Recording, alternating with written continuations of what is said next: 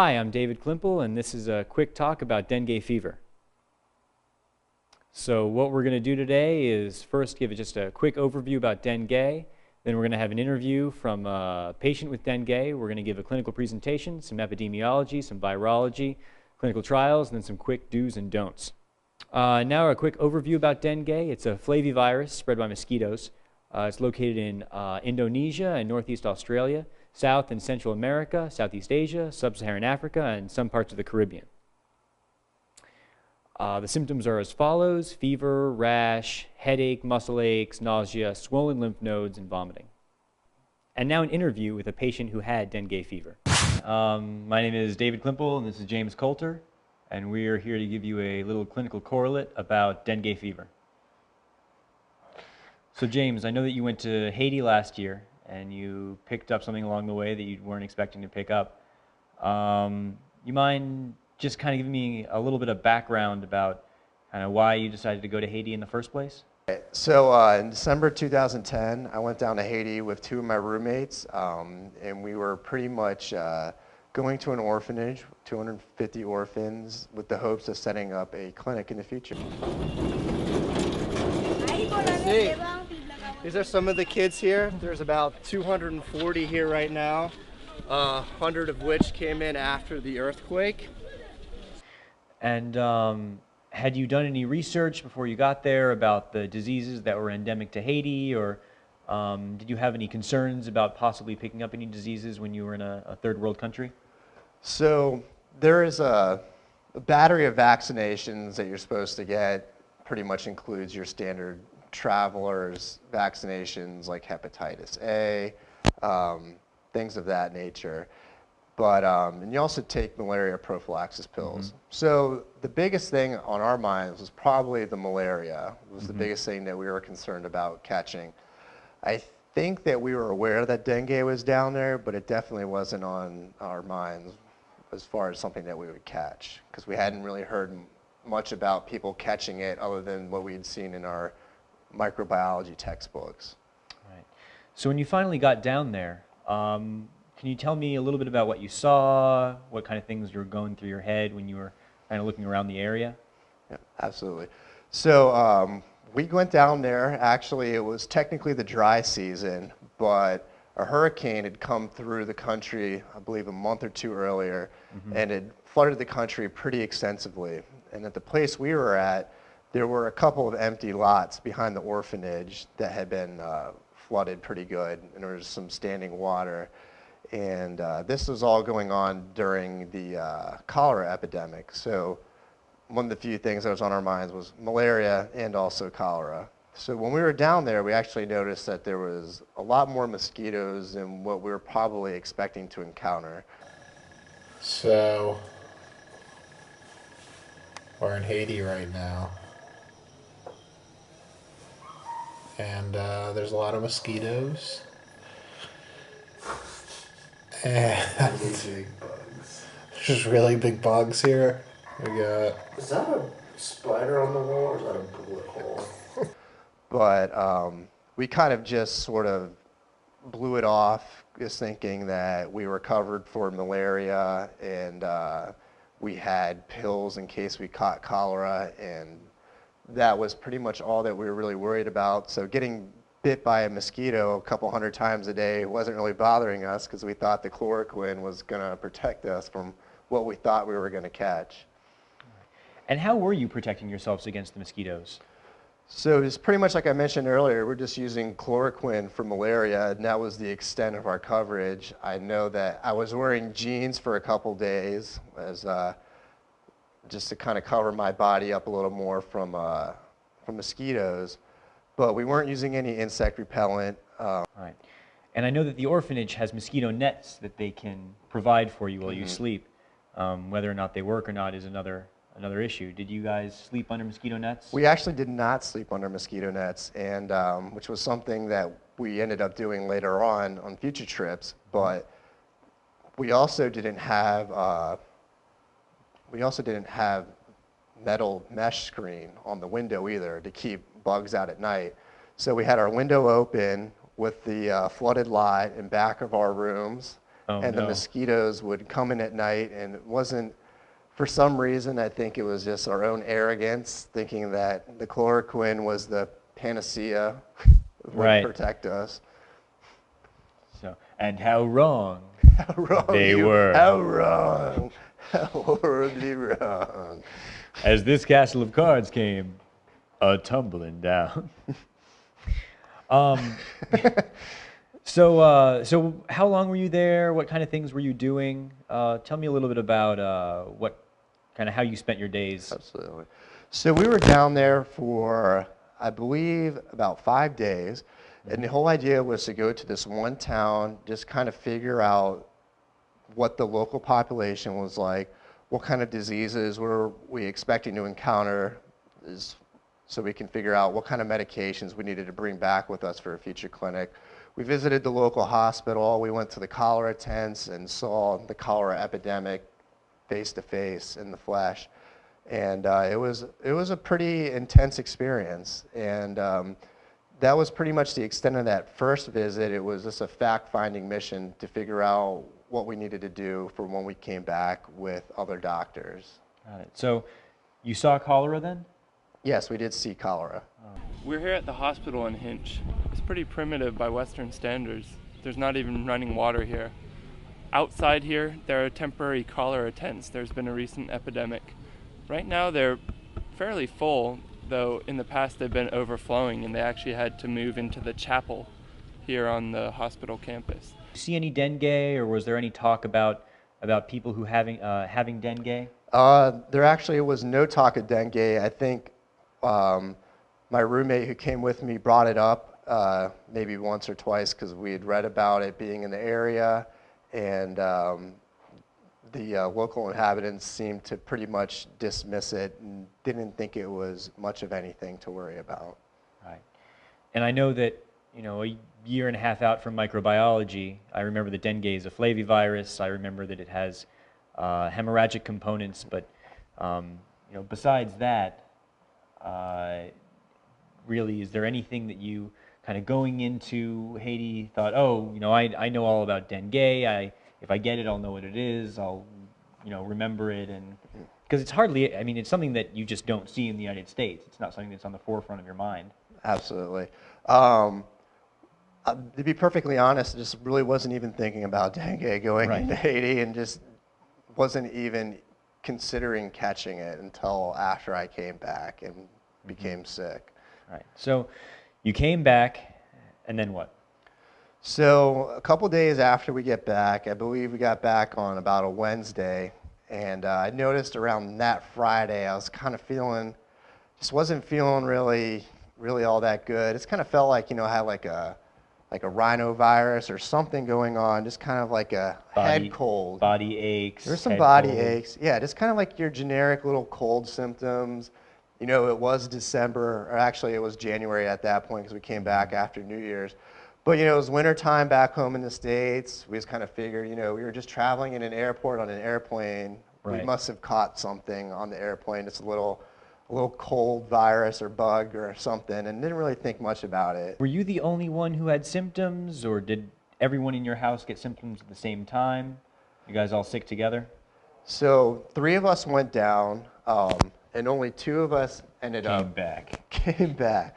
Only 2 of us ended up showing any symptoms. The third roommate who came down with us actually wore long sleeve clothes throughout the entire trip and never caught dengue fever. So when I say wearing long sleeve clothes is the most important thing to do, is probably, just from what I've witnessed firsthand, is probably one of the best things you can do. Just go in there looking like a beekeeper. Pretty much. Beekeeper is the way to go. Suit. Yeah, absolutely. Saran wrap the entire body. Including the mouth and nose. You can't be too careful. You don't want them getting up there. No. So during these first few days, when you were having body aches and just kind of feeling generally like garbage, did you have any fevers that you were spiking? Yeah. So on Friday is when we started to get the cold symptoms, and I'd say maybe Friday night or Saturday we started spiking fevers around 103 to 104 degrees. Wow. And at that point, was there any talk of seeking medical care or going to a doc in the box, going to a hospital? No, honestly, at that point, I just figured it was either a cold virus or a flu virus, and that it would just burn itself out in a couple days. You know, being a med student, oddly kind of thought it was somewhat interesting having a fever and thinking about the whole febrile process, but it honestly wasn't a concern to me, and I just took some Tylenol and went to bed that night. All right. And so now we're at the point where you feel horrible, you have body aches, your head is kind of fuzzy feeling, and you have a fever of around 104 degrees. Mm-hmm. And this is about 4 or 5 days after you got back? About, yeah. All right. So then what happened within the next few days? So in the next few days, the cold symptoms really weren't resolving. It kind of just turned into that generalized, achy, flu-like feeling. And with the fever, I thought it was pretty reasonable to think that I had the flu, and considering the time of year also. And my roommate began to go downhill quicker than I did. Let's say by the end of the weekend, he was feeling pretty lethargic and was kind of laying around the house, wasn't moving a whole lot, and that was about the initial course. He began to get worse first before I did. Any other symptoms? Sore throat, runny nose, sneezing, coughing, diarrhea, vomiting, anything like that? I don't really, in the beginning, I don't really recall any coughing. It was just kind of, it kind of started off as a dried out soft palate, kind of like a classic rhinovirus. Mm-hmm. Then you started to have the rhinorrhea, and a few days on, I noticed my roommate and myself began to notice that we started to develop really red skin. I at first attributed it to being the sunburn that I had in Haiti, and that it just looked a little more red because I was sick, and I thought that was contributing to it. But as the time went on, we kind of noticed that it was encompassing our whole body in areas that we weren't sunburned, and it became very itchy, almost like a painful athlete's foot rash. It was kind of what it felt like all over our bodies. So was it red and blanching, like someone had just hit you, or was it like a kind of like vesicular, like a type 4 hypersensitivity reaction? Yeah. What did your skin look like? Honestly, it looked like a pretty good sunburn. You go to the beach, you get like a nice red sunburn all over your body. But the thing I noticed about this is that I was red all over, and I had little islands of white, maybe about dime-sized little white spots all over my body, particularly around my trunk. And at first I thought it might be something like hives starting to develop, but they were pretty flat and never began to raise. It was just little islands of white in the sea of red. And then what other symptoms started popping up, if any? So as that progressed, I became very anorexic. I wasn't able to eat very much. A lot of body aches.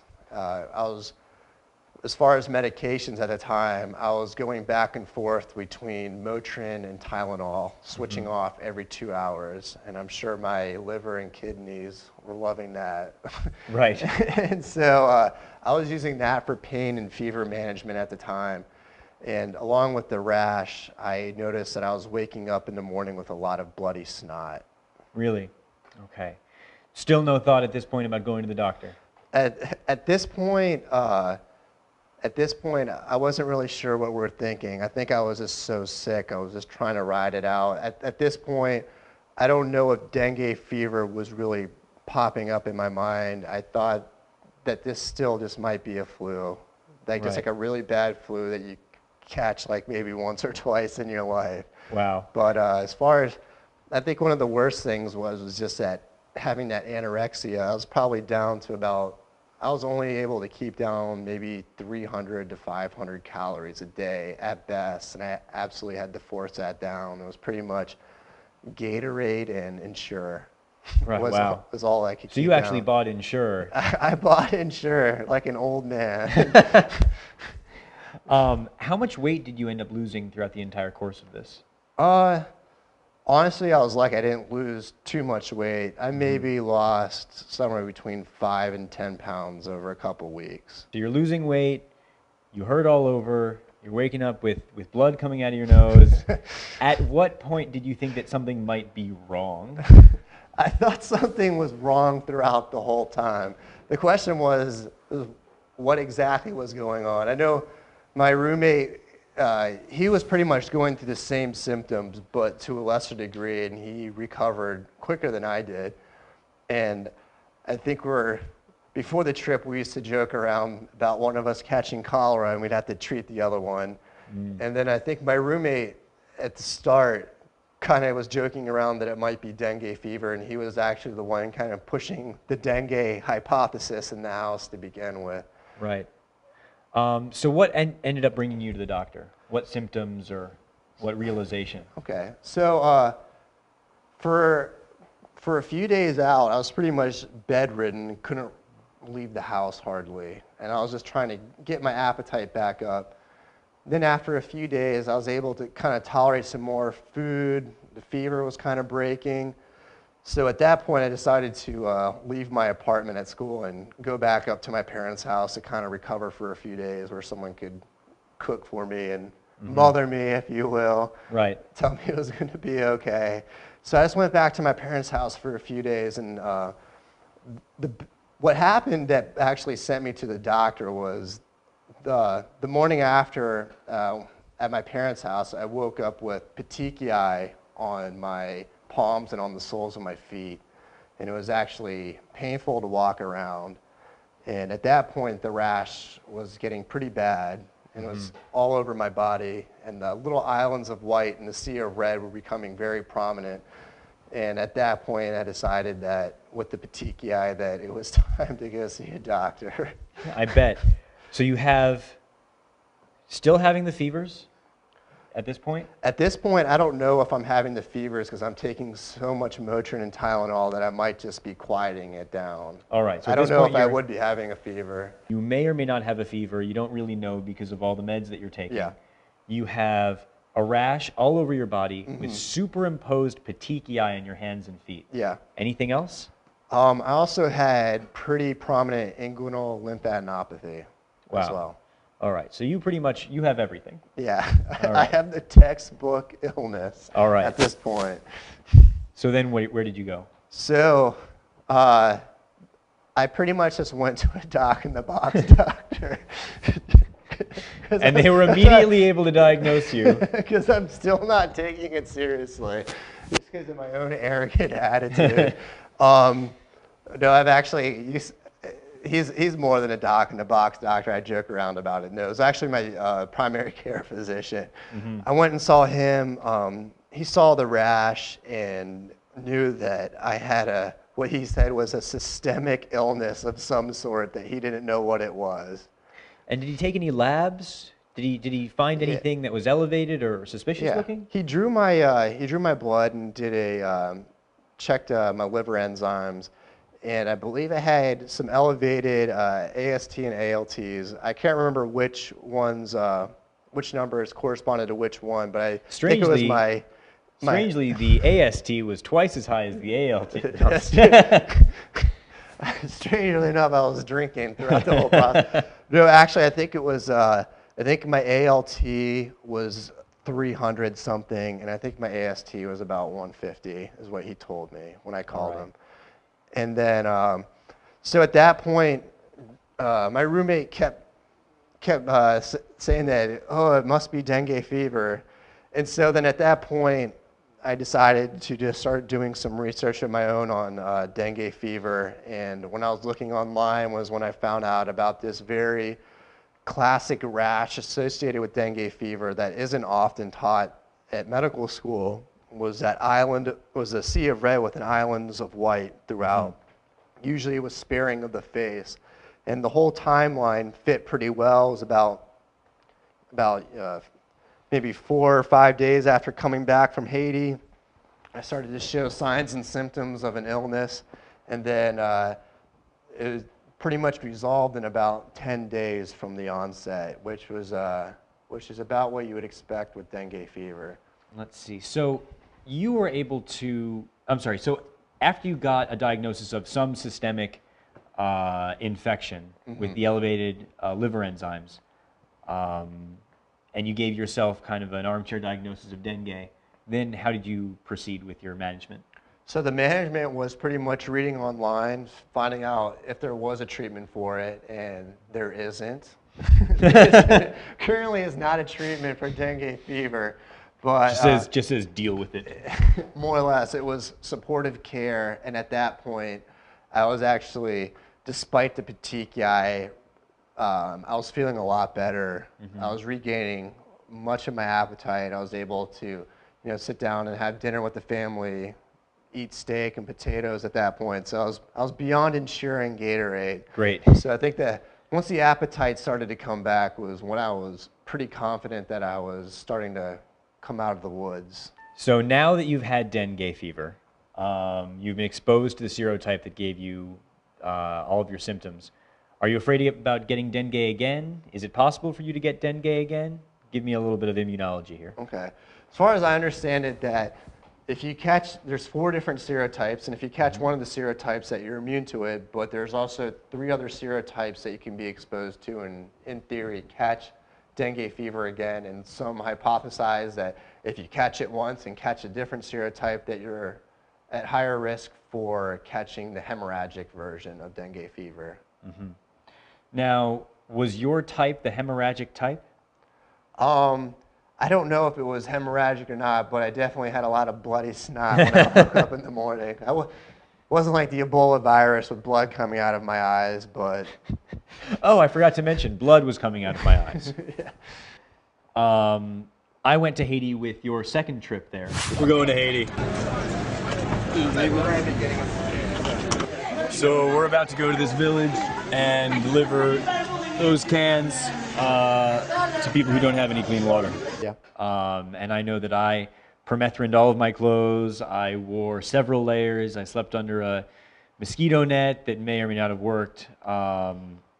So I appreciate you giving me the advice about dengue and malaria specifically. Do you have any closing remarks for prophylaxis against, or not prophylaxis, for prevention of dengue fever specifically? Yeah. So with dengue fever, it's all about keeping the mosquitoes away. So that's going to include long sleeve clothes, bug spray that's at least 25% DEET. Beware of the mosquitoes in the early morning and early evening. Those are the ones that typically transmit the dengue virus. And just go ahead and sleep under a mosquito net at night. It can never hurt. And just be aware of your surroundings. And if you're noticing you're getting bit by mosquitoes, just go ahead and spray yourself down even more. And light yourself on fire. Lighting yourself on fire. Mosquitoes will not bite you if you're on fire. This is also not in medical texts. But it's actually, it works. Thank you, James, for letting me interview you. Thank you, David. And thank you, John, for being behind the cameras. And that's it. All right. All right, so dengue fever is transmitted between people by mosquitoes that I'm not going to try to pronounce. The symptoms start around a week after the mosquito bites and typically last around a week.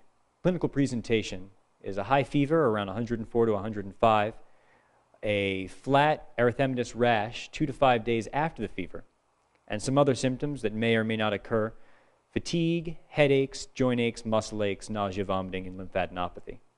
As we saw in our patient, the rash covers the body, hands, and feet, and typically spares the face.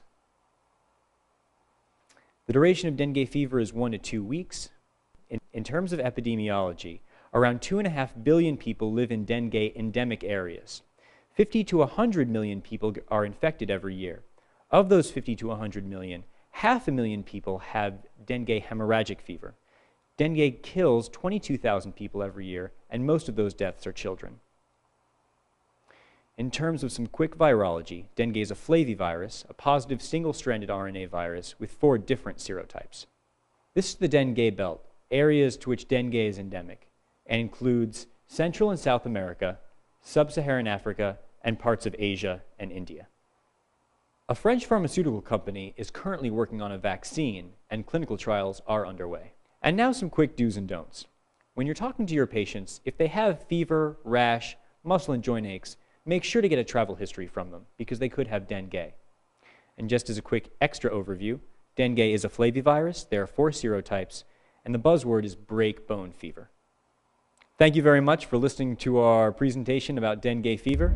I'm David Klimple, and you'll see us next time on The Anatomy Guy.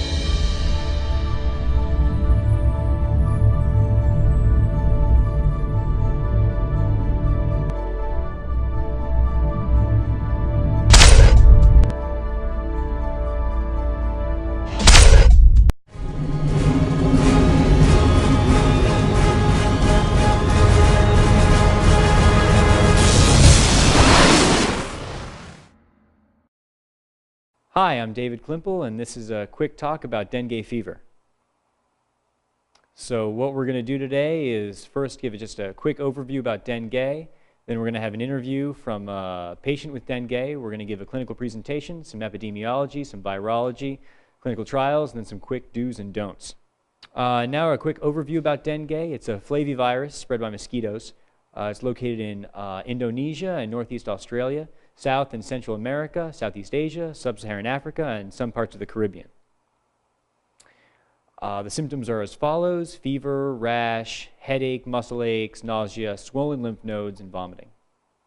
And now an interview with a patient who had dengue fever. My name is David Klimple, and this is James Coulter, and we are here to give you a little clinical correlate about dengue fever.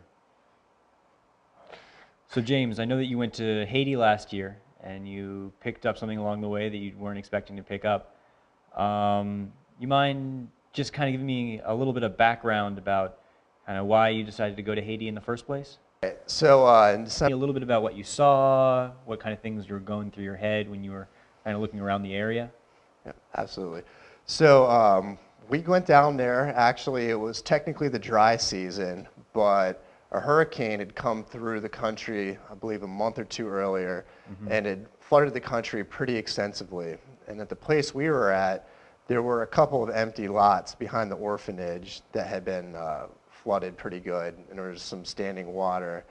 And this was all going on during the cholera epidemic. So one of the few things that was on our minds was malaria and also cholera. So when we were down there, we had vaccinations that you're supposed to get. Pretty much includes your standard travelers vaccinations like hepatitis A, things of that nature. But and you also take malaria prophylaxis pills. So the biggest thing on our minds was probably the malaria. It was the biggest thing that we were concerned about catching.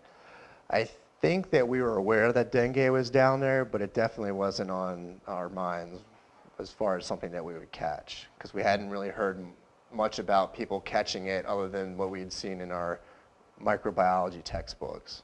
Right. So when you finally got down there, can you tell me? December 2010, I went down to Haiti with 2 of my roommates, and we were pretty much going to an orphanage, 250 orphans, with the hopes of setting up a clinic in the future. See, these are some of the kids here. There's about 240 here right now. 100 of which came in after the earthquake. And had you done any research before you got there about the diseases that were endemic to Haiti, or did you have any concerns about possibly picking up any diseases when you were in a third world country? So there is a battery of vaccines